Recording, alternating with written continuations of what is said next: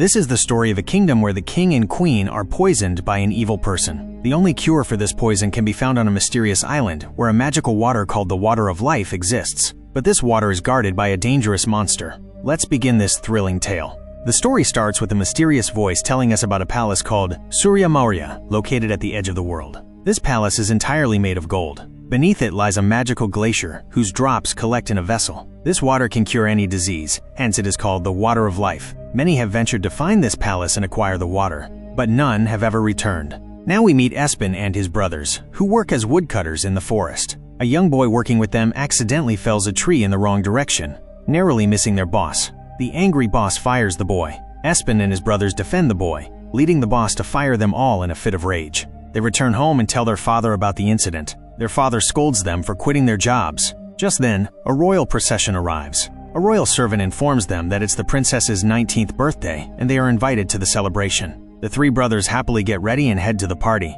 At the party, people mock their simple clothes. Espen goes to wish the princess a happy birthday. His younger brother, Pole, goes to the food table where a girl takes a liking to him and asks him to dance. Shy and innocent, Pole runs away. People mistake Espen's brother for a waiter due to his clothes. A man even hands him his coat. Then a real waiter arrives and asks Espen's brother to serve drinks to the king and queen. Espen wishes Princess Kristin a happy birthday and tries to give her a gift, but seeing the other expensive gifts, he feels embarrassed and puts his gift back in his pocket. The king drinks his beverage and begins his speech, but suddenly collapses. The queen also faints. The drink served by Espen's brother was poisoned. The kingdom's minister accuses Espen's brother of poisoning the king and queen. The furious princess orders Espen's brothers to be imprisoned. Espen pleads their innocence, but no one believes him.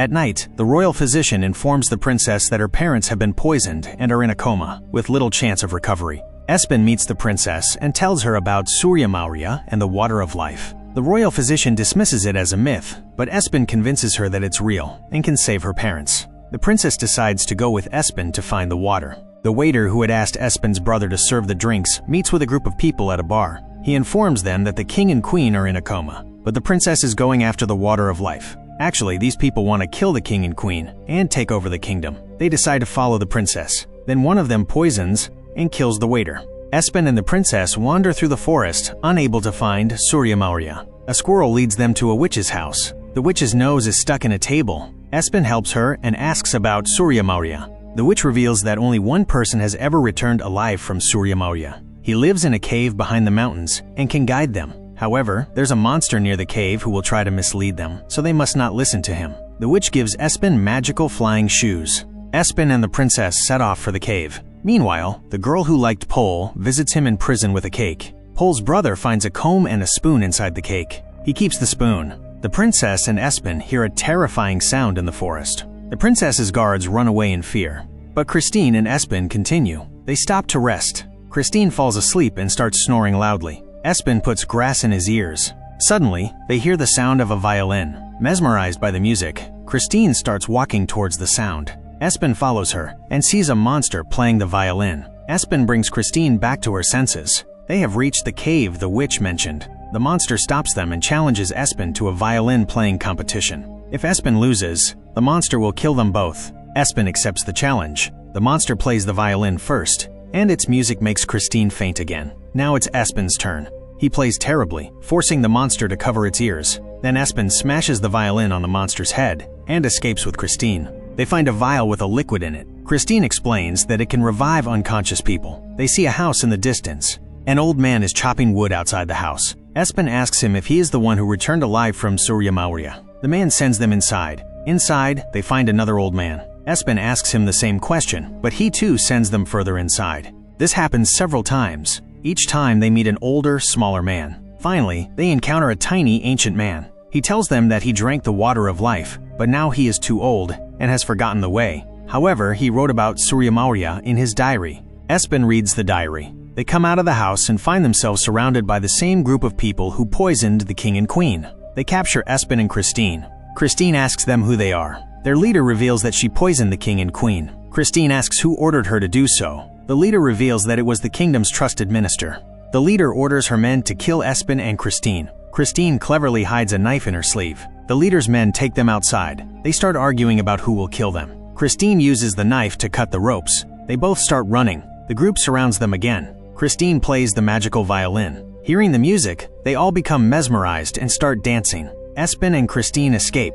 Meanwhile, the minister visits Espen's brothers in prison. He reveals that he is the one who poisoned the king and queen. Pol's brother is enraged. The minister leaves. At night, Pol and his brother use the spoon to unlock their cell and escape. They accidentally end up in the minister's room. The minister says that this is what he wanted. Their escape attempt will prove that they poisoned the king and queen. They will be executed the next day. The guards recapture them. Espen and Kristin reach a beach. They find a sailor there. Espen asks him to take them to Soria Moria. The sailor is terrified and refuses. Kristin gives him some gold coins. The sailor gives them a map of the island and his boat. Espen and Kristin sail towards the island. After a few hours, they reach a place covered in dense fog. They see many corpses floating in the water. Suddenly, a giant sea creature attacks them. Espen regains consciousness on the shore of the island. Kristin is missing. He frantically searches for her. While searching, he climbs a tall hill and sees Soria Moria. He enters the palace and finds the skeleton of the palace's king. There is a bowl near the skeleton. Espen takes it. He finds a secret passage leading down below the palace. Espen goes down the passage. There are many skeletons there. Suddenly, a light comes on, releasing poisonous gas. Espen drinks the liquid from the vial and survives. He opens a chamber and finds the water of life. Just then, the group that kidnapped Kristin arrives. Espen is relieved to see Kristin alive. The leader rushes to drink the water of life, but Espen tries to stop her. They fight. The others start collecting gold. Finally, the leader drinks the water of life. She becomes incredibly beautiful. Suddenly, the gold starts shaking, and a three-headed monster with no eyes emerges. The leader attacks the monster, but it has no effect. The monster kills her. The others try to flee, but are overcome by the poisonous gas. Kristin asks the monster for the water of life.